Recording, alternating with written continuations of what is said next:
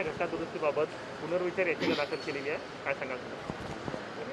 मला असं वाटतं की केंद्राची ही भूमिका पहिल्या दिवशीपासून होती की हा सगळा अधिकार राज्याचा आहे.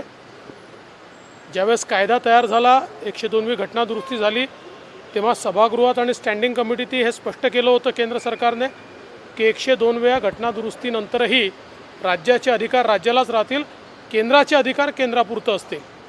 असं असताना देखील या संदर्भात माननीय सर्वोच्च न्यायालयामध्ये न्यायाधीशांमध्ये दुमत झालं आणि 2 न्यायाधीशांनी 102व्या घटना दुरुस्तीनंतर राज्याचेच अधिकार आहेत असं सांगितलं आणि 2 न्यायाधीशांनी 102व्या घटना दुरुस्तीनंतर मागास घोषित करण्याचे अधिकार हे राज्यांनी केंद्राकडे पाठवायचे आहेत अशा प्रकारे सांगितलं आणि 3ऱ्या न्यायाधीशाने त्यांना साथ दिली. त्यामुळे 3 विरुद्ध 2 अशा प्रकारे 102व्या घटना दुरुस्तीमध्ये मागास घोषित करण्याची जी प्रक्रिया आहे ती केंद्र सरकारकडे आहे अशा प्रकारे ते प्रतिपादित करण्यात आलं. या संदर्भात आता केंद्र सरकारने ही भूमिका घेतलेली आहे की हे सगळे अधिकार राज्यांचेच आहेत आणि म्हणून त्यांनी पुनर्विचार याचिका ही दाखल केलेली आहे. पुनर्विचार याचिकेच्या माध्यमातून केंद्र सरकार राज्याला राज्याचेच अधिकार देऊ इच्छिते. अशोक चव्हाण असं म्हटलं केवळ या पुनर्विचार याचिकांना होणार नाही तर 50%ची जी आरक्षण मर्यादा आहे त्यालाही आव्हान दिलं पाहिजे केंद्राने.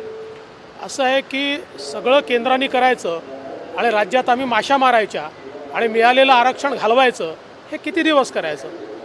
अशोक चव्हाण साहेबांनी कायदा समजून आणि सर्वोच्च न्यायालयामध्ये पुनर्विचार याचिका कोण करू शकतं या संदर्भातला विचार करून त्या संदर्भातला निर्णय केला पाहिजे. आत्ता 50%वरचं जे आरक्षण दिलं होतं ते स्टेट लॉने दिलं होतं, देशाच्या कायद्याने दिलं होतं, राज्याच्या कायद्याने दिलं होतं. त्यामुळे याच्याविरुद्ध पुनर्विचार याचिका केंद्र सरकार कसं करेल? त्याच्याविरुद्धची पुनर्विचार याचिका राज्यालाच करावी लागेल. सगळ्या गोष्टी माहिती आहेत, पण आपली असफलता लपवण्याकरता प्रत्येक गोष्ट केंद्राच्या माथी मारणारे हे लोक, मी तर खरोखर केंद्राचं अभिनंदन करेन की इतक्या वेगानं केंद्र सरकारने या ठिकाणी ही सगळी भूमिका मांडली आणि मला तर वाटतं की इथलं राज्य सरकार हे नौटंकीबाजीमध्ये लागलेलं आहे. म्हणजे मग गव्हर्नरकडे जायचं. आता माहिती नाही का तुम्हाला गव्हर्नरच्या हातात काही नाही? माहिती नाही का तुम्हाला की समाजाला एखाद्या मागास जर घोषित करायचं असेल तर इंदिरा सुहानींचं जजमेंट हे अजूनही त्या ठिकाणी सर्वोच्च न्यायालयाने याही निकालात स्वीकारलेलं आणि त्या जजमेंटच्या प्रमाणे किंवा आपण जर कॉन्स्टिट्यूशनची रचना बघितली तर त्याप्रमाणे पहिल्यांदा मागासवर्ग आयोग हा राज्याला निर्मित करावा लागेल. त्या मागासवर्ग आयोगाला मराठा समाज मागास कसा आहे याचे नव्याने कारणं द्यावी लागतील, कारण आधीची जी कारणं आहेत जी गायकवाड कमिशनने दिली होती ती रद्दबदल झाली आहे. त्याच्या व्यतिरिक्तची कारणं देऊन तो अहवाल कॅबिनेटमध्ये पास करावा लागेल आणि मग तो केंद्र सरकारला पाठवावा लागेल आणि केंद्रीय मागासवर्ग आयोगाकडे तो जावं लागेल.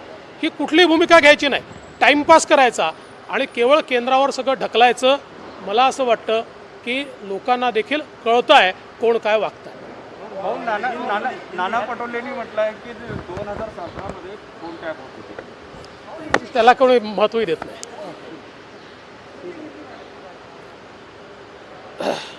देखिए,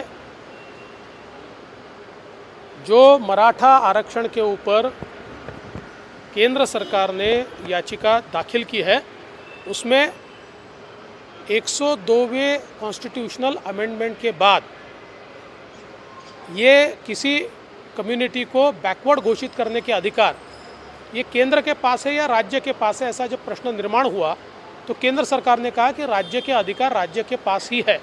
किंतु जो हमारा सुप्रीम कोर्ट है उसके बेंच में एक डिवीज़न हुआ 3 जजेस एक साइड और 2 जजेस एक साइड, और 3 जजेस ने ये कहा कि ये जो अधिकार है ये केंद्र सरकार के है और इसलिए केंद्र ने जो अपनी कंसिस्टेंट भूमिका रखी है कि राज्य सरकार के अधिकार है, इसके चलते केंद्र सरकार ने 102वें अमेंडमेंट के ऊपर घटना दुरुस्ती के ऊपर एक याचिका दाखिल की है और उसमें स्पष्ट रूप से कहा है कि हमारी भूमिका ये संविधान संशोधन करते हुए भी यही थी कि राज्य के अधिकार है और इसलिए हम आपके पास ये रिवीजन में आ रहे हैं.